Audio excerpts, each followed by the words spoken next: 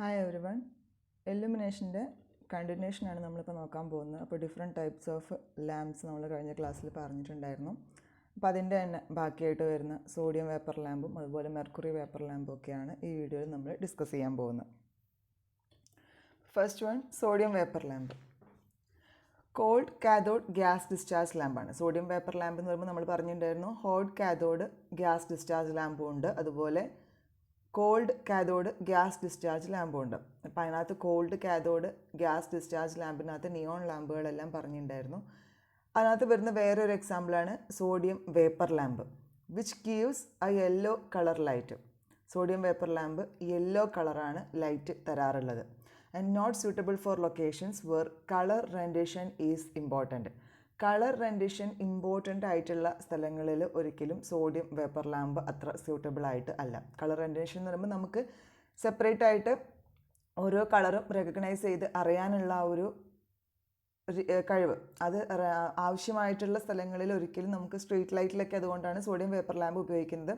അവിടെ നമുക്ക് ആപ്റ്റായിട്ട് തിരിച്ചറിയേണ്ട അധികം ആൾക്കാരില്ലാത്ത സ്ഥലങ്ങളിലൊക്കെ കറക്റ്റായിട്ട് നമുക്ക് ഓരോന്നിൻ്റെയും കളർ ഡിഫറൻസ് മനസ്സിലാക്കേണ്ട ആവശ്യമില്ലാത്തത് കൊണ്ടാണ് സോഡിയം വേപ്പർ ലാമ്പുകൾ സ്ട്രീറ്റ് ലൈറ്റുകളിലൊക്കെ കൂടുതലായിട്ട് യൂസ് ചെയ്യുന്നത്. അപ്പോൾ അങ്ങനെ കളർ റെൻഡിഷൻ വ്യക്തമായിട്ട് നമുക്ക് വേർതിരിച്ചറിയേണ്ട ആവശ്യം വരുന്ന കേസിൽ സോഡിയം വേപ്പർ ലാമ്പ് അത്ര സ്യൂട്ടബിളായിട്ട് വരില്ല. അതിൻ്റെ higher efficiency 110 lumens per what. അതിൻ്റെ എഫിഷ്യൻസി അത്യാവശ്യം ഹയർ ആയിട്ടുള്ള എഫിഷ്യൻസി ആണുള്ളത്. 110 ലൂമൻസ് പെർ വാട്ട് വരെ വരുന്നുണ്ട്. Used for the lighting of street lights, railways, storage yards, etc. And suitable in fog as their yellow light can penetrate fog better. നമുക്കറിയാം yellow light സാധാരണ ഇൻഡിക്കേഷനൊക്കെ വേണ്ടിയിട്ട് റോഡ്സിലെല്ലാം use ചെയ്യുന്ന ഒന്നാണ് yellow, അതുപോലെ റെഡൊക്കെ. അപ്പോൾ ഈ സോഡിയം വേപ്പർ ലാമ്പിന് യെല്ലോ ലൈറ്റ് ആയതുകൊണ്ട് തന്നെ ഫോഗിലൊക്കെ യൂസ് ചെയ്യാൻ അത്യാവശ്യം സ്യൂട്ടബിൾ ആയിട്ടുള്ളൊരു ലൈറ്റിംഗ് ആണ്. കാരണം യെല്ലോ ലൈറ്റിന് ഫോഗിനെ പെനട്രേറ്റ് ചെയ്ത് പോകാനുള്ള കഴിവ് ഉണ്ടായതുകൊണ്ട് തന്നെ ഫോഗുള്ള കണ്ടീഷൻസിലൊക്കെ സോഡിയം വേപ്പർ ലാമ്പ് സ്യൂട്ടബിളാണ്. And its average life is about 6,000 hours. അതിൻ്റെ ആവറേജ് ലൈഫ് പറയുന്നത് ഒരു 6,000 hours വരെ ആവറേജ് ലൈഫ് ഉണ്ടാവാറുണ്ട്. 2 തരം സോഡിയം വേപ്പർ ലാമ്പുകളാണ് വരുന്നത്. ലോ പ്രഷർ സോഡിയം വേപ്പർ ലാമ്പും ഉണ്ട്, അതുപോലെ ഹൈ പ്രഷർ സോഡിയം വേപ്പർ ലാമ്പുകളും ഉണ്ട്. അപ്പോൾ അതിനകത്ത് ഫസ്റ്റ് വൺ ഓരോന്നായിട്ട് നോക്കാം. First one low pressure sodium vapour lamp. Its efficiency decreases rapidly as the current density is increased above a certain value. Sodium vapour ലാമ്പിനെ പറ്റി പറയുകയാണെങ്കിൽ അതിൻ്റെ ഒരു ഇമ്പോർട്ടൻ്റ് ആയിട്ടുള്ളൊരു ഫാക്ടർ വരുന്നത് കറണ്ട് ഡെൻസിറ്റി ഒരു സർട്ടൈൻ വാല്യൂവിൻ്റെ മേലെ കൂടുകയാണെങ്കിൽ അതിൻ്റെ എഫിഷ്യൻസി റാപ്പിഡ്ലി ഡിക്രീസ് ചെയ്യും. പെട്ടെന്ന് തന്നെ അതിൻ്റെ എഫിഷ്യൻസി കുറയുന്നതായിട്ട് കാണാൻ സാധിക്കും. It needs to be operated at a low current density. അതുകൊണ്ട് തന്നെ ലോ പ്രഷർ സോഡിയം വേപ്പർ ലാമ്പിനെ എപ്പോഴും ലോ കറണ്ട് ഡെൻസിറ്റിയിൽ വേണം ഓപ്പറേറ്റ് ചെയ്യാനായിട്ട്. And it possesses a brightness of 7.5 candle per square centimetre. ഏകദേശം ഒരു 1 സെൻറ്റിമീറ്റർ സ്ക്വയറിൽ 7.5 കാൻഡിൽ പവർ അത്രയും ബ്രൈറ്റ്നസ് തരാറുണ്ട്. Its efficiency is very sensitive to the change in tube temperature. അതിൻ്റെ എഫിഷ്യൻസി നമ്മൾ നേരത്തെ അതിൻ്റെ എഫിഷ്യൻസി കറണ്ട് ഡെൻസിറ്റി മാറുന്നതിനനുസരിച്ച് റാപ്പിഡ്ലി ചേഞ്ച് ചെയ്യും എന്ന് പറഞ്ഞു. അതുപോലെ തന്നെ ട്യൂബിൻ്റെ ടെമ്പറേച്ചറിൽ വരുന്ന ചേഞ്ചിനും ഹൈ സെൻസിറ്റീവാണ് ഇതിൻ്റെ എഫിഷ്യൻസി. അതിൻ്റെ efficiency is very sensitive to the change in the tube temperature. ട്യൂബിൻ്റെ ടെമ്പറേച്ചറിൽ വരുന്ന മാറ്റങ്ങൾക്ക് ഹൈലി സെൻസിറ്റീവാണ് ലോ പ്രഷർ സോഡിയം വേപ്പർ ലാമ്പിൻ്റെ എഫിഷ്യൻസി എന്ന് പറയുന്നത്.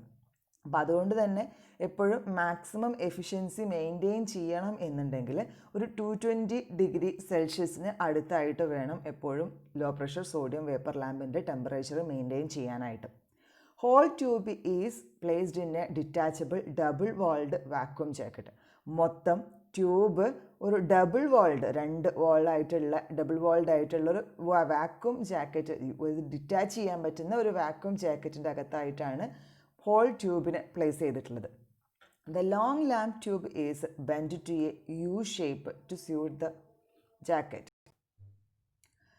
ഇതുപോലെ ടെമ്പറേച്ചറിനെ ഒരു 220 ഡിഗ്രി സെൽഷ്യസ് അല്ലെങ്കിൽ ടെമ്പറേച്ചറിനെ അതിന് സ്യൂട്ടബിൾ ആയിട്ടുള്ള രീതിയിൽ മെയിൻറ്റെയിൻ ചെയ്യാൻ വേണ്ടിയിട്ടൊക്കെ ഈ ലോങ് ട്യൂബാണ് എപ്പോഴും നല്ലത്. പക്ഷേ ലോങ് ട്യൂബ് അത്ര പ്രാക്ടിക്കൽ അല്ലാത്തത് കൊണ്ട് ലോങ് ട്യൂബിനെ യു ഷേപ്പായിട്ടാണ് ജാക്കറ്റിന് സ്യൂട്ട് ആവുന്ന രീതിയിൽ യു ഷേപ്പിലാണ് യൂസ് ചെയ്യാറുള്ളത്. അപ്പോൾ ലോങ് ട്യൂബിൻ്റെ ഫെസിലിറ്റി കിട്ടുകയും ചെയ്യും. ജാക്കറ്റിന് സ്യൂട്ടബിൾ ആയിട്ടുള്ള രീതിയിൽ യു ഷേപ്പിലാണ് ലോങ് ട്യൂബിനെ ബെൻഡ് ചെയ്ത് വെക്കാറുള്ളത്. And it possesses a U-shaped glass tube internally coated with fluorescent powder. ഒരു യു ഷേപ്ഡ് ഗ്ലാസ് ട്യൂബാണ് ഉണ്ടാവാറുള്ളത്. അതിൻ്റെ ഇൻറ്റേർണലി ഫ്ലൂറസൻ പൗഡർ ഉപയോഗിച്ച് ഇൻറ്റേർണൽ പാർട്ട് കോട്ട് ചെയ്തിട്ടുണ്ടാവും. And it consisting of sodium together with neon and 1% of argon. Fluorescent powder വെച്ച് coat ചെയ്തിട്ടുണ്ടാവും ഉൾഭാഗം. അതുകൂടാതെ സോഡിയം ഉണ്ടാവും, പിന്നെ നിയോണും ഉണ്ടാവും, ആൻഡ് വിത്ത് 1% ഓഫ് ആർഗൺ. ആർഗണിൻ്റെ ഒരു ചെറിയ എമൗണ്ട് കൂടി അതിനകത്ത് ഉണ്ടാവും. Argon being used to reduce the initialising voltage. അപ്പം ഈ ഡിസ്ചാർജ് ഇനീഷ്യലൈസ് ചെയ്യാൻ വേണ്ട വോൾട്ടേജിനെ റെഡ്യൂസ് ചെയ്യാൻ വേണ്ടിയിട്ടാണ് ആർഗൺ യൂസ് ചെയ്യുന്നത്. ഇപ്പോൾ റെഡ്യൂസ്ഡ് വോൾട്ടേജിൻ്റെ ഇനീഷ്യലൈസേഷൻ നടക്കാൻ വേണ്ടിയിട്ടാണ് ആർഗൺ യൂസ് ചെയ്യുന്നത്. Sodium is the form of solidified drops on the inner walls.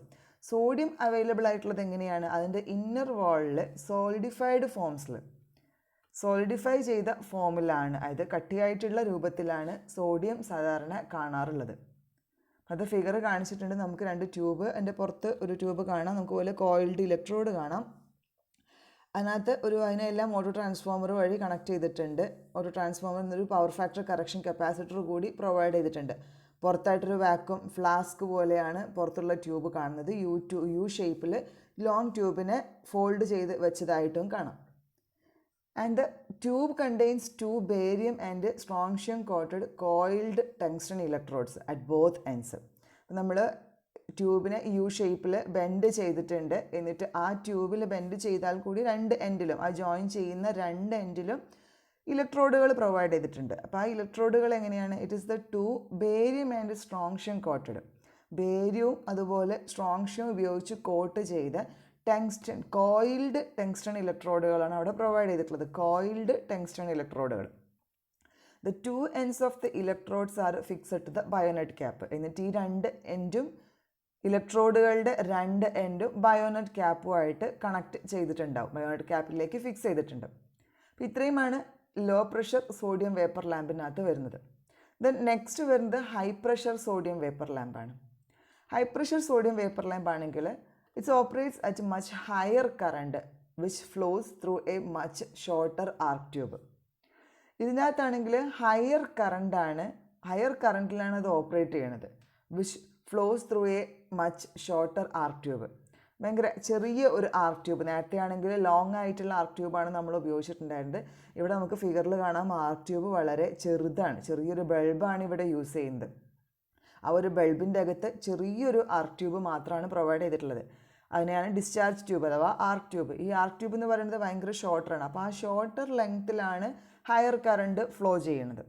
Discharge tube is made of sintered aluminium ceramic discharge arc tube. അപ്പം ഡിസ്ചാർജ് ട്യൂബിനെ എന്തുപയോഗിച്ചിട്ടാണ് ക്രിയേറ്റ് ചെയ്തിട്ടുള്ളത്? Sintered aluminium ceramic discharge arc tube ഉപയോഗിച്ചിട്ടാണ് ഉണ്ടാക്കിയിട്ടുള്ളത്. Which is resistant to the hot ionised sodium vapour. അപ്പം അതിനകത്ത് ഉണ്ടാകുന്ന sodium വേപ്പറിൻ്റെ, അയോണൈസ്ഡ് സോഡിയം വേപ്പറിൽ ഹോട്ട് റെസിസ്റ്റൻ്റ് ആയിട്ടുള്ളതാണ്. Which is resistant to the hot ionised sodium vapour. ഹോട്ടായിട്ടുള്ള അയോണൈസ്ഡ് സോഡിയം വേപ്പറിന് റെസിസ്റ്റൻ്റ് ആയിട്ടാണ് ഈ ഡിസ്ചാർജ് ട്യൂബിനെ ഉണ്ടാക്കിയിട്ടുള്ളത്. അതിന് വേണ്ടി ഇത് എന്തുപയോഗിച്ചിട്ടാണ് ഉണ്ടാക്കിയിട്ടുള്ളത്? സിൻറ്റേർഡ് അലുമിനിയം സെറാമിക് ഉപയോഗിച്ചിട്ടാണ് ഉണ്ടാക്കിയിട്ടുള്ളത്.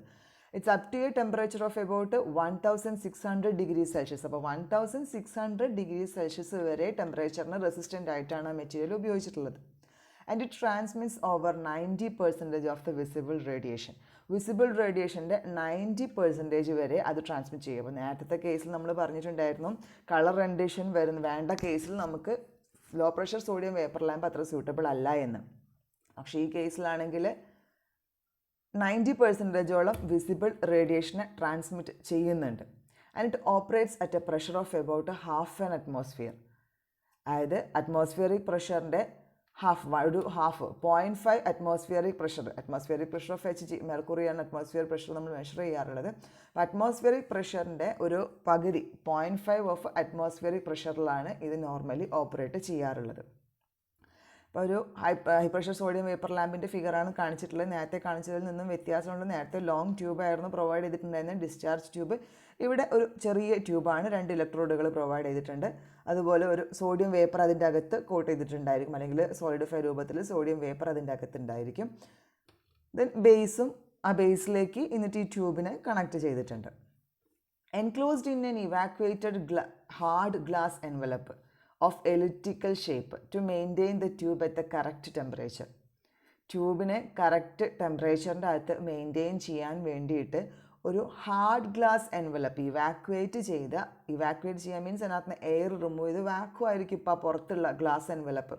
പുറത്തുള്ള എലിപ്റ്റിക്കൽ ഷേപ്പിൽ കാണുന്ന ഗ്ലാസ് എൻവലപ്പ് ഇവാക്വേറ്റ് ചെയ്തിട്ടാണ് അതിൻ്റെ അകത്ത് ട്യൂബ് ഫിറ്റ് ചെയ്തിട്ടുള്ളത്. അപ്പോൾ ഈ ട്യൂബിനെ കറക്റ്റ് ടെമ്പറേച്ചറിൽ മെയിൻറ്റെയിൻ ചെയ്യിക്കാൻ വേണ്ടിയിട്ട് ഇവാക്വേറ്റ് ചെയ്ത ഹാർഡ് ഗ്ലാസ് എൻവലപ്പ് ഉപയോഗിച്ചിട്ടാണ് അത് കവർ ചെയ്യുന്നത്. And it gives a rich golden light which enables colours to be easily distinguished.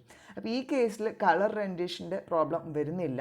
Colour rendition നമുക്ക് ഈസി ആയിട്ട് നടക്കും. എല്ലാ കളറിനെയും ഈസി ആയിട്ട് ഡിസ്റ്റിങ്ക്വിഷ് ചെയ്യാൻ പറ്റുന്ന രീതിയിലുള്ളൊരു റിച്ച് ഗോൾഡൻ ലൈറ്റാണ് ഹൈ പ്രഷർ സോഡിയം വേപ്പർ ലാമ്പുകൾ തരാറുള്ളത്. The discharge tube contains mercury and sodium. Discharge ട്യൂബിൽ മെയിനായിട്ടുള്ളത് സോഡിയം വേപ്പർ ഉണ്ടാവും ആൻഡ് മെർക്കുറി ഉണ്ടാവും with argon or xenon. Argon അല്ലെങ്കിൽ സെനോൺ, അങ്ങനെ ഏതെങ്കിലും ഒരു ഇനേർട്ട് ഗ്യാസ്, ആർഗണോ അല്ലെങ്കിൽ സെനോണോ ആയിട്ടുള്ള ഇനേർട്ട് ഗ്യാസുകൾ പ്രൊവൈഡ് ചെയ്തിട്ടുണ്ടാവും. Added at a low pressure of low pressure for starting purposes at low pressure. Low പ്രഷറിൽ സ്റ്റാർട്ട് ചെയ്യാൻ വേണ്ടിയിട്ട് തന്നെ ഇതിനെല്ലാം എന്ത് ചെയ്തിട്ടുള്ളത്, ലോ പ്രഷറിലാണ് അതിൻ്റെ അകത്ത് ഫില്ല് ചെയ്തിട്ടുള്ളത്. A voltage pulse of about 2.5 kilovolt is required to initiate the discharge. ഇനി ഇതിൽ ലൈറ്റ് ഡിസ്ചാർജ് ആവശ്യമായിട്ട് വരുന്നത്, ലൈറ്റ് ഡിസ്ചാർജ് ഇനീഷ്യേറ്റ് ചെയ്യാൻ വേണ്ടിയിട്ട് ഒരു 2.5 കിലോവോൾട്ട്, അത്രയും 2500 വോൾട്ട്, അത്രയും വോൾട്ട് ഹൈ വോൾട്ടേജ് പൾസ് ആവശ്യമായിട്ട് വരുന്നുണ്ട്.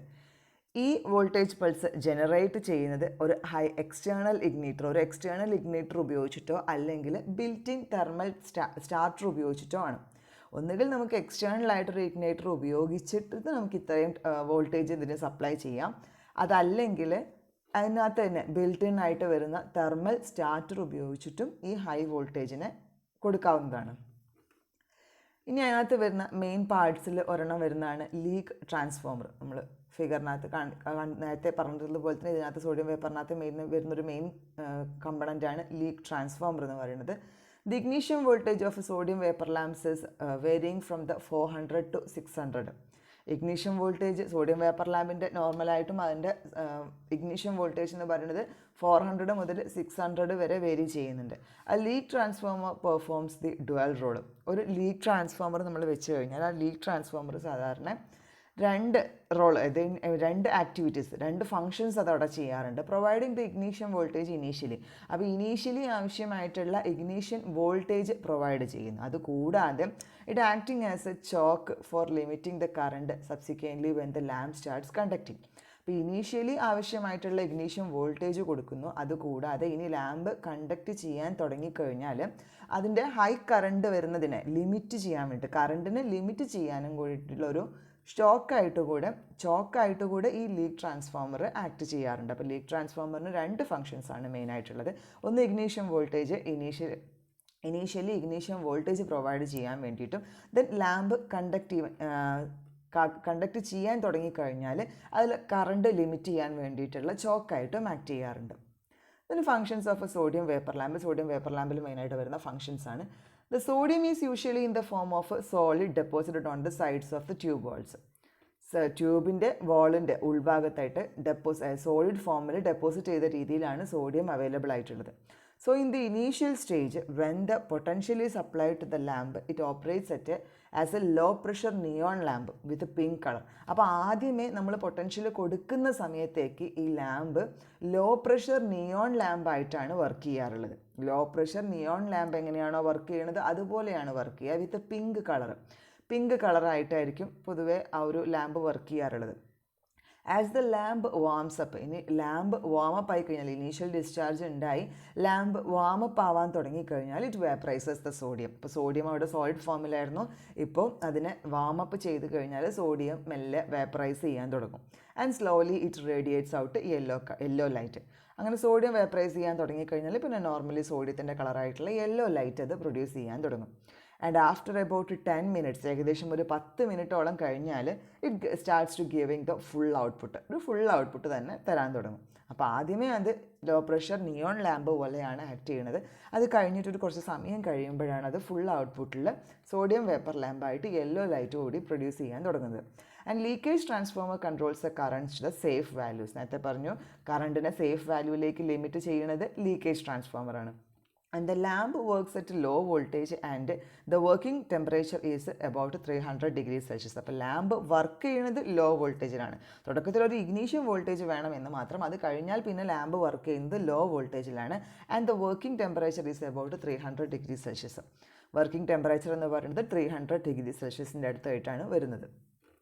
Then sodium lamps of 45 watts and 60 watts may be operated in the horizontal or any other position.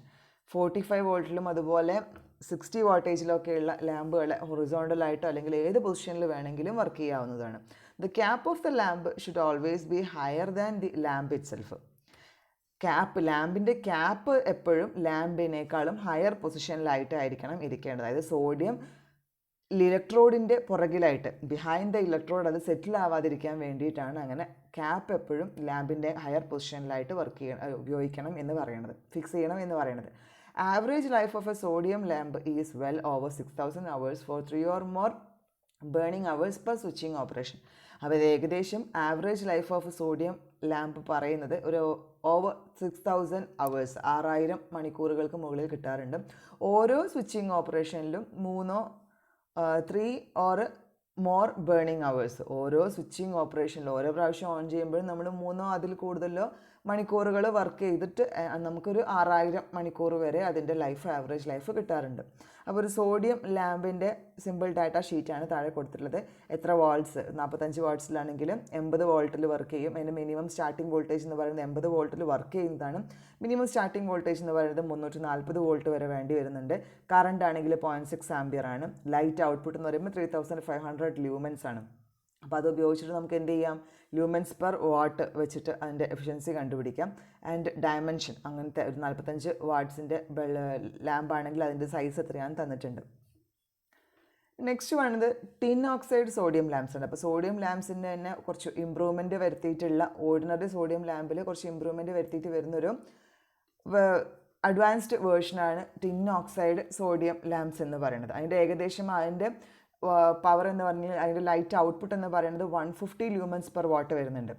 അപ്പോൾ നേരത്തെ കേസിൽ 45 വാട്ടേജിൻ്റെ സോഡിയം ലാമ്പായിരുന്നു എന്ന്, ഓർഡിനറി സോഡിയം ലാമ്പാണെങ്കിൽ അതിന് ഉപയോഗിക്കുന്ന വോൾട്ടേജ് എന്ന് പറയുന്നത് 80-ലായിരുന്നു വർക്ക് ചെയ്തിരുന്നത്. കറണ്ട് 0.6 ആയിരുന്നു. ഇവിടെയാണെങ്കിൽ കറണ്ട് 0.5 ആണ്, വോൾട്ടേജ് 75 മതി. ലൈറ്റ് ഔട്ട്പുട്ട് ആണെങ്കിൽ ഇവിടെ 4400 ലൂമൻസ് കിട്ടുന്നുണ്ട്. നേരത്തെ 3500 ലൂമൻസ് മാത്രമേ ഉണ്ടായിരുന്നുള്ളൂ. അപ്പോൾ കമ്പാരിറ്റീവ്ലി അതിനേക്കാളും ലൂമൻസ് ഔട്ട്പുട്ട് കൂടുതലാണ് ടിൻ ഓക്സൈഡ് സോഡിയം ലാംപ്സിൽ കുറച്ച് എഫിഷ്യൻസി, അതിൻ്റെ light output 150 lumens per what വരെ വരുന്നുണ്ട്. നെക്സ്റ്റ് വരുന്നത് സോഡിയം വേപ്പർ ലാമ്പുകളെ കുറിച്ച് പറഞ്ഞു. ഇനി അടുത്തതായിട്ട് വരുന്നത് ഹൈ പ്രഷർ മെർക്കുറി വേപ്പർ ലാമ്പാണ്. HPMV vapour lamp, HPMV lamps എന്ന് നമ്മൾ പറയും.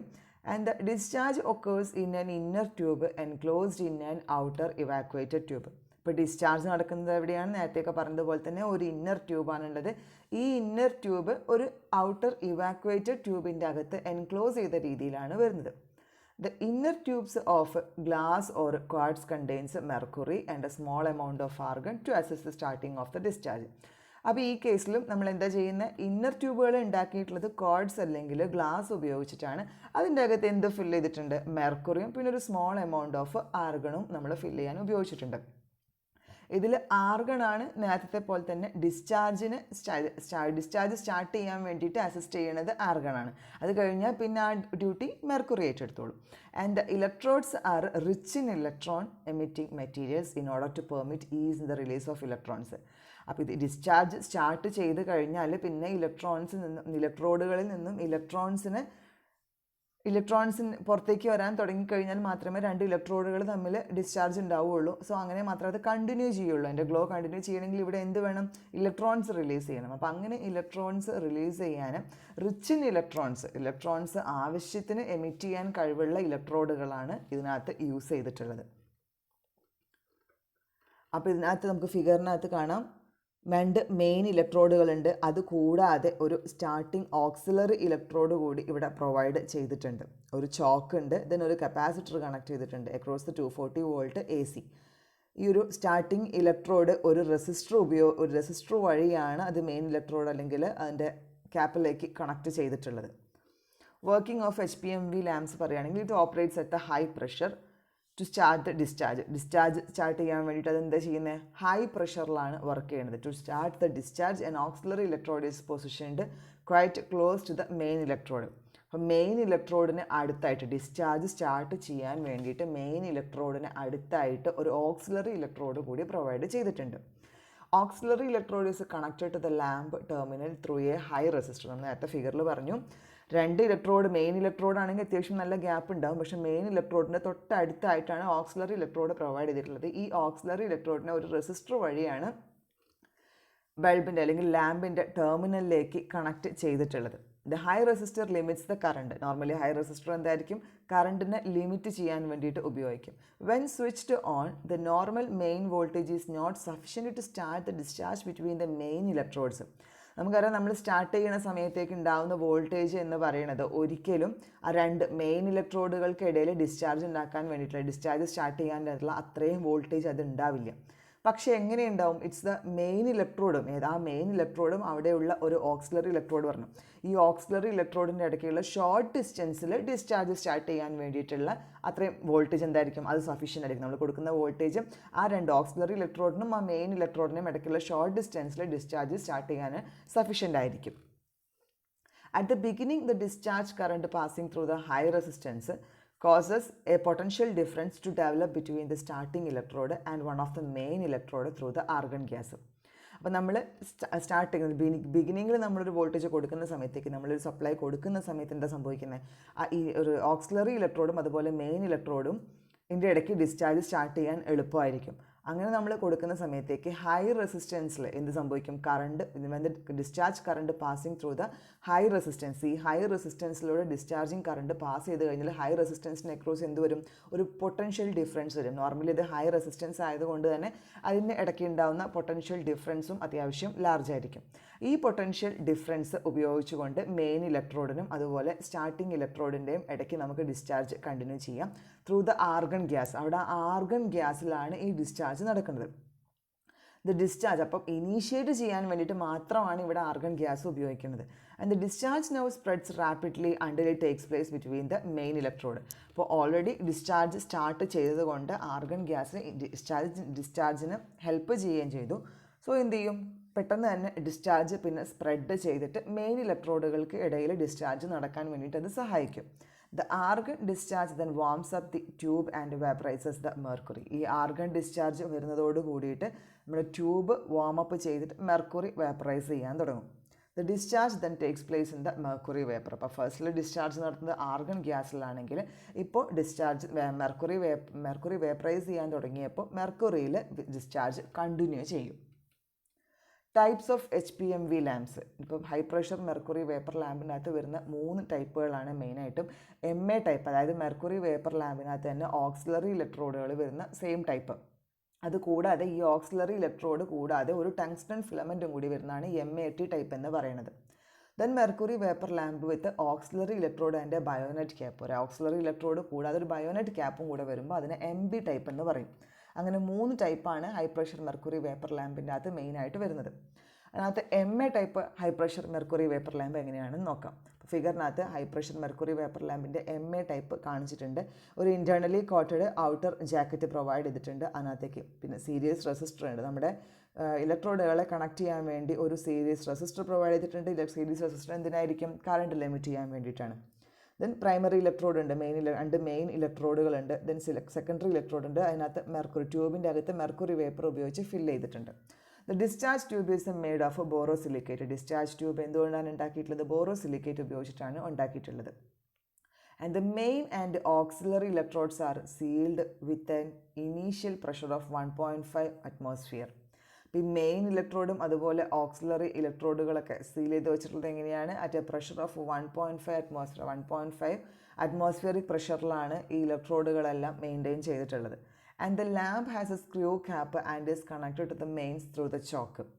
ലാമ്പിന് സ്ക്രൂ ക്യാപ്പ് പ്രൊവൈഡ് ചെയ്തിട്ടുണ്ട് and it is connected to the mains. എങ്ങനെയാണ് മെയിനിലേക്ക് കണക്ട് ചെയ്യുന്നത്? ഒരു ചോക്ക് വഴിയാണ് മെയിനിലേക്ക് കണക്ട് ചെയ്യുന്നത്. The lamp takes place 5 minutes to start giving a full output. Full output തരാനായിട്ട് ഏകദേശം 5 മിനിറ്റ് വരെ ടൈം എടുക്കുന്നുണ്ട്. Once switched off they start again only when the pressure developed inside the tube falls back and it takes about 7 minutes to start again. നമ്മളത് already full on ചെയ്ത് കഴിഞ്ഞാൽ full output തരാൻ വേണ്ടിയിട്ട് 5 minutes വരെ എടുക്കുന്നുണ്ട്.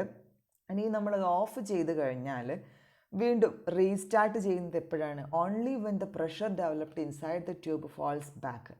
അപ്പോൾ അതിൻ്റെ അകത്ത് ഉണ്ടായിട്ടുള്ള പ്രഷർ 1.5 അറ്റ്മോസ്ഫിയറിക് പ്രഷർ വന്നു, അതിൻ്റെ മേലേക്ക് വന്നു കഴിഞ്ഞാൽ അപ്പോൾ ആ ഒരു വന്ന പ്രഷർ കുറഞ്ഞ് വീണ്ടും പഴയ അവസ്ഥയിലേക്ക് എത്തിയാൽ മാത്രമേ അത് വീണ്ടും റീസ്റ്റാർട്ട് ചെയ്യാൻ പറ്റുള്ളൂ. സോ ഒരു വൺസ് അത് ഓഫ് ചെയ്ത് കഴിഞ്ഞാൽ വീണ്ടും റീസ്റ്റാർട്ട് ചെയ്ത് രണ്ടാമത് സ്റ്റാർട്ട് ചെയ്യണമെന്നുണ്ടെങ്കിൽ 7 മിനിറ്റ്സ് വരെ ടൈം എടുക്കുന്നുണ്ട്. The efficiency is 45 lumens per watt for 400 watts lamp. ഒരു 400 വാട്ട്സിൻ്റെ ലാമ്പാണ് എന്നുണ്ടെങ്കിൽ 45 ലൂമൻസ് പെർ വാട്ട് വരെ അതിൻ്റെ എഫിഷ്യൻസി വരുന്നുണ്ട്. ഇനി MIT ടൈപ്പ് ആണെങ്കിൽ the outer glass envelope consist of A tungsten filament in series with a discharge tube. അതൊരു extra ആയിട്ട് outer glass envelope evacuate ചെയ്തത് മാത്രമല്ല, അതിൻ്റെ അകത്ത് എന്തുണ്ടാവും? സീരീസ് ഡിസ്ചാർജ് ട്യൂബിന് സീരീസ് ആയിട്ട് ഒരു ടങ്സ്റ്റൺ ഫിലമെൻറ്റ് കൂടെ പ്രൊവൈഡ് ചെയ്തിട്ടുണ്ടാവും. ഈ tungsten filament it acts as a ballast. ഇതൊരു ബല്ലാസ്റ്റ് ആയിട്ട് ആക്ട് ചെയ്യും and requires no external choke or ballast and capacitor. ഇനി ഒരു എക്സ്റ്റേണൽ ചോക്കോ കപ്പാസിറ്ററോ ഒന്നും ഇതിന് ആവശ്യമായിട്ട് വരുന്നില്ല.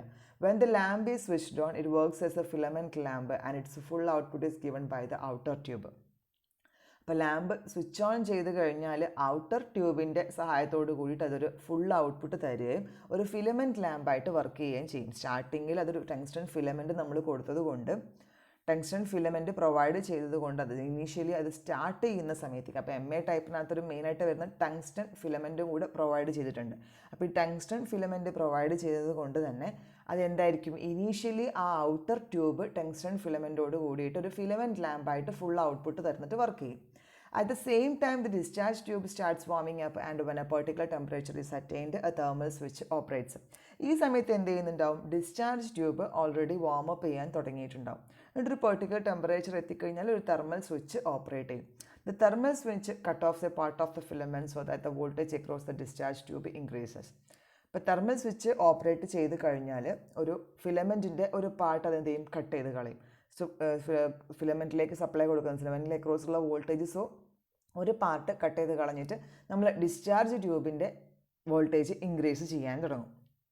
ദെൻ നെക്സ്റ്റ് വൺ വരുന്നത് MB ടൈപ്പാണ്. അപ്പോൾ അതായത് നമ്മുടെ നോർമൽ ടൈപ്പിൽ തന്നെ ഒരു ബയോണോഡ് ക്യാപ്പും കൂടെ വരുന്ന കേസിലാണ് MB ടൈപ്പ് ലാമ്പ് എന്ന് പറയുന്നത്. In this lamp operates at an extra high pressure of 5 to 10 atmosphere.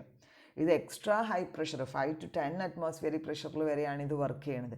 Discharge tube in this type of quartz, ഇത് കോഡ്സ് ഉപയോഗിച്ചിട്ടാണ് ഇവർ ഡിസ്ചാർജ് ട്യൂബ് ഉണ്ടാക്കിയിട്ടുള്ളത്. And about 5 centimetre long. Discharge ട്യൂബിന് അത്യാവശ്യം കുറച്ചും കൂടെ ലെങ്ത് ഉണ്ട്, 5 സെൻറ്റിമീറ്റർ വരെ ലെങ്ത് വരുന്നുണ്ട്. 3 ഇലക്ട്രോഡ് ഉണ്ട്, 2 മെയിൻ ഇലക്ട്രോഡും ഒരു ഓക്സിലറി ഇലക്ട്രോഡും പ്രൊവൈഡ് ചെയ്തിട്ടുണ്ട്. Has A 3-pin bayonet cap and it cannot be put in an ordinary holder. ഒരു 3-pin bayonet ക്യാപ്പാണ് ഇവിടെ പ്രൊവൈഡ് ചെയ്തിട്ടുള്ളത്. അതുകൊണ്ട് തന്നെ ഇതിന് ബയോനെറ്റ് ക്യാപ്പ് എല്ലാ ഹോൾഡറിലും നമുക്ക് ഫിക്സ് ചെയ്യാൻ പറ്റില്ല. അതിന് സ്പെസിഫൈ ചെയ്തിട്ടുള്ള ഹോൾഡറിൽ മാത്രമേ ഫിക്സ് ചെയ്യാൻ പറ്റുള്ളൂ. And it requires a choke and capacitor. MIT ടൈപ്പിലാണെങ്കിൽ നമുക്കൊരു ബല്ലാസ്റ്റായിട്ട് ഒരു ടങ്സ്റ്റൺ ഫിലമെൻറ്റ് ആക്ട് ചെയ്യുന്നത് കൊണ്ട് അവിടെ വേറെ ചോക്കോ കപ്പാസിറ്ററോ ഒന്നും ആവശ്യമായിട്ടുണ്ടായിരുന്നില്ല. പക്ഷേ ഈ കേസിൽ നമുക്ക് ഒരു ചോക്ക് അല്ലെങ്കിൽ അതുപോലെ ഒരു കപ്പാസിറ്ററും എക്സ്റ്റേണലി നമുക്ക് കണക്ട് ചെയ്യേണ്ടതുണ്ട്. And since a quartz tube can withstand high temperature it can be used in any position. Quartz ട്യൂബിന് ഹൈ ടെമ്പറേച്ചർ വിത്ത്സ്റ്റാൻഡ് ചെയ്യാനുള്ള കപ്പാസിറ്റി ഉണ്ടായത് കൊണ്ട് തന്നെ അതിനെ ഏത് പൊസിഷനിൽ വേണമെങ്കിലും നമുക്ക് ഫിക്സ് ചെയ്യാവുന്നതാണ്. ദെൻ ദ വാട്ടേജ് അവൈലബിൾസ്, സാധാരണ അവൈലബിൾ ആയിട്ടുള്ള MB ടൈപ്പിൻ്റെ വാട്ടേജ് ഏതൊക്കെയാണ്? 80 വാട്ട്സ്, അതുപോലെ 120, 125, ദെൻ 250, 400, 700, 1000 അങ്ങനെ പല റേഞ്ച് വാട്ടേജിൽ സാധാരണ ഇത് അവൈലബിൾ ആയിട്ട് വരാറുണ്ട്. അതിന് ഓപ്പറേറ്റ് ചെയ്യുന്ന വോൾട്ടേജ് എന്ന് പറയുന്നത് 230 ഓർ 250 വോൾട്ട് 50 ഹെർട്സ് മെയിൻ സപ്ലൈയിലാണ് അത് ഓപ്പറേറ്റ് ചെയ്യാറുള്ളത്. അതിൻ്റെ എഫിഷ്യൻസി എന്ന് പറയുന്നത് ഏകദേശം 50 ലൂമൻസ് പെർ വാട്ടാണ്. Then comparison of the sodium vapour lamp and mercury vapour lamp. അപ്പോൾ നമ്മൾ ഈ വീഡിയോയ്ക്കകത്ത് ആദ്യം സോഡിയം വേപ്പർ ലാമ്പുകൾ പറഞ്ഞു, ദെൻ മെർക്കുറി വേപ്പർ ലാമ്പ് പറഞ്ഞു. ഇപ്പോൾ സോഡിയം വേപ്പർ ലാമ്പും മെർക്കുറി വേപ്പർ ലാമ്പും തമ്മിലുള്ള ജനറൽ ആയിട്ടുള്ളൊരു കമ്പാരിസൺ ആണ് ഇവിടെ കൊടുത്തിട്ടുള്ളത്. സോഡിയം വേപ്പർ ലാമ്പ് ആണെങ്കിൽ it is provided with a high leakage reactance transformer. Sodium vapour ലാമ്പിനകത്ത് മെയിനായിട്ടും എന്ത് കൊടുത്തിട്ടുണ്ടായിരുന്നു? ഒരു ഹൈ ലീക്കേജ് ട്രാൻസ്ഫോമർ കൊടുത്തിട്ടുണ്ട്. ഇവിടെയാണെങ്കിലോ ചോക്ക് അല്ലെങ്കിൽ ഒരു ബെല്ലാസ്റ്റാണ് പ്രൊവൈഡ് ചെയ്യാറുള്ളത് മെർക്കുറി വേപ്പർ ലാമ്പിൻ്റെ അകത്ത്. ഇനി സോഡിയം വേപ്പർ ലാമ്പിനാണെങ്കിൽ ഹയർ ലൈറ്റ് എഫിഷ്യൻസി ഒരു 160-150 ലൂമൻസ് പെർ വാട്ട് വരെ വരുന്നുണ്ട്. ഇവിടെ എഫിഷ്യൻസി കുറവാണ്, 50 lumens per watt, 50 or 40-45 lumens per വാട്ടാണ് നമുക്ക് മെർക്കുറി വേപ്പർ ലാമ്പിൻ്റെ അകത്ത് കിട്ടുന്നത്. സോഡിയം വേപ്പർ ലാമ്പിലാണെങ്കിൽ ignition voltage of sodium vapour lamp is varies from the 400 to 600. Sodium vapour ലാമ്പിൻ്റെ ഇഗ്നിഷൻ വോൾട്ടേജ് വേരി ചെയ്യുന്നത് 400 മുതൽ 600 വോൾട്ട് വരെയാണ്. ഈ കേസിൽ മെർക്കുറി വേപ്പർ ലാമ്പിൽ ഇഗ്നീഷൻ വോൾട്ടേജ് വളരെ കുറച്ച് മതി. കാര്യമായിട്ട് അങ്ങനെ ഒരു ഇഗ്നീഷൻ വോൾട്ടേജ് വേണം എന്നില്ല. സോഡിയം വേപ്പർ ലാമ്പിൻ്റെ അകത്ത് ബേണിംഗ് പൊസിഷൻ ക്രിട്ടിക്കൽ, അതിൻ്റെ വെക്കുന്ന പൊസിഷൻ, അത് ബേൺ ചെയ്യുന്ന പൊസിഷൻ ഇമ്പോർട്ടൻ്റ് ആണ്. പക്ഷേ മെർക്കുറി വേപ്പർ ലാമ്പിൻ്റെ അകത്ത് ബേണിംഗ് പൊസിഷൻ അത്ര ക്രിട്ടിക്കൽ അല്ല. സോഡിയം വേപ്പർ ലാമ്പിനകത്ത് യെല്ലോയിഷ് ലൈറ്റാണ് പ്രൊവൈഡ് ചെയ്യാറുള്ളത്, പക്ഷേ മെർക്കുറി വേപ്പർ ലാമ്പിനകത്ത് ഗ്രീനിഷ് ബ്ലൂ ലൈറ്റാണ് പ്രൊവൈഡ് ചെയ്യാറുള്ളത്. സോഡിയം വേപ്പർ ലാമ്പിൽ it's possesses only 2 main electrode, 2 main electrode മാത്രമേ ഉണ്ടാവാറുള്ളൂ. പക്ഷേ മെർക്കുറി വേപ്പർ ലാമ്പിനകത്താണെങ്കിൽ 2 മെയിൻ ഇലക്ട്രോഡും ഒരു ഓക്സിലറി ഇലക്ട്രോഡ് കൂടി പ്രൊവൈഡ് ചെയ്യാറുണ്ട്. അപ്പോൾ ഇത്രയുമാണ്